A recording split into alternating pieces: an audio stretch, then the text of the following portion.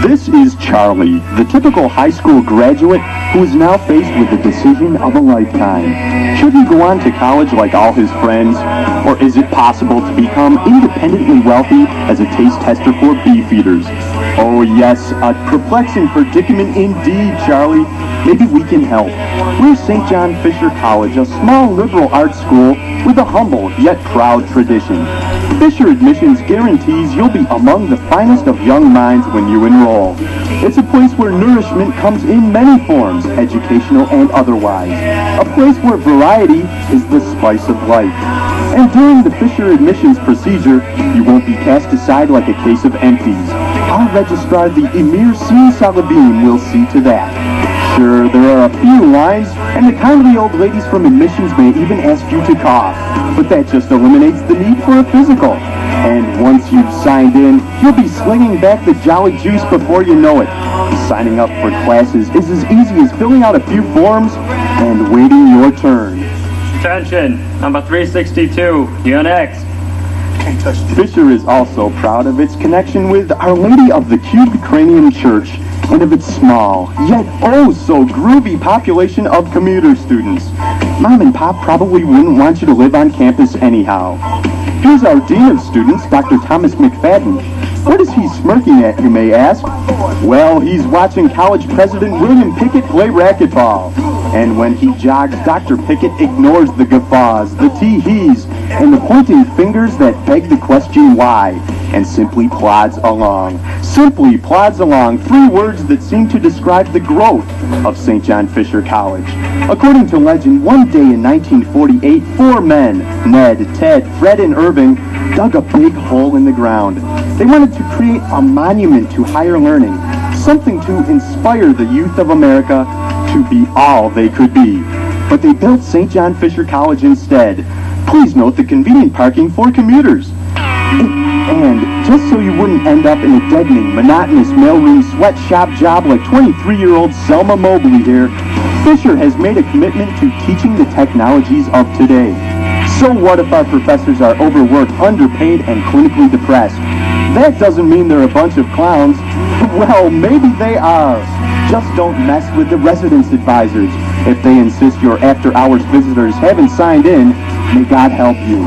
The Fisher teaching staff has only your needs in mind.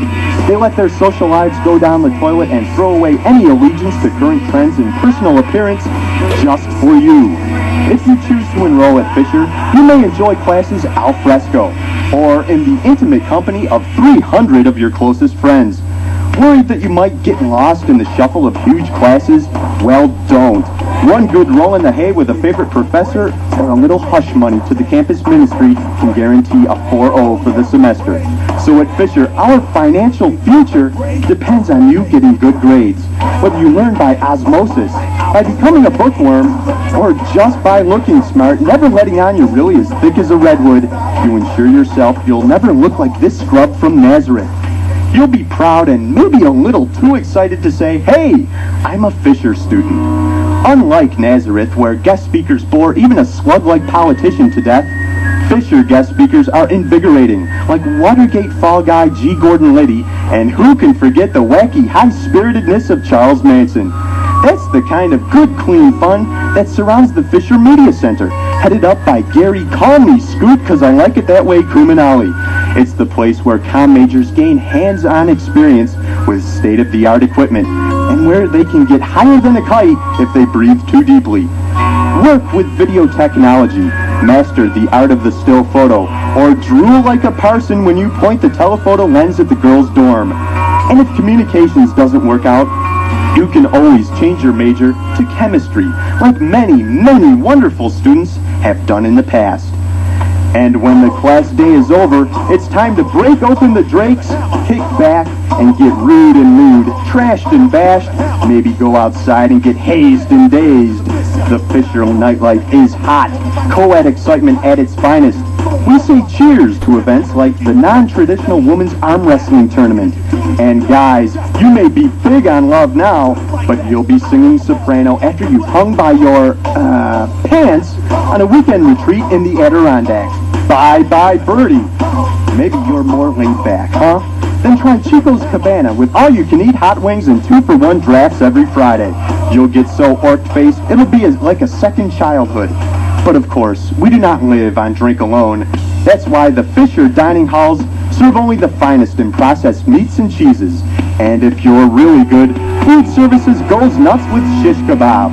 Fisher's head chef Caesar serves up eats that go down like a loaded breakfast and are heard from again in the afternoon. So Mom and Dad, don't worry. Your kids won't go hungry at St. John Fisher. And when the air is tinged with just a whiff of wet sock, oh my goodness, it must be Fresh Fish Friday. It even makes the kitchen help smile with glee. But remember to chew your food. Don't gulp. There's plenty for everyone.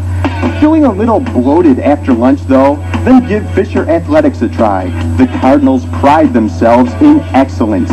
Except for the big-hearted yet hopelessly inept football team. Here they face their toughest opponents yet.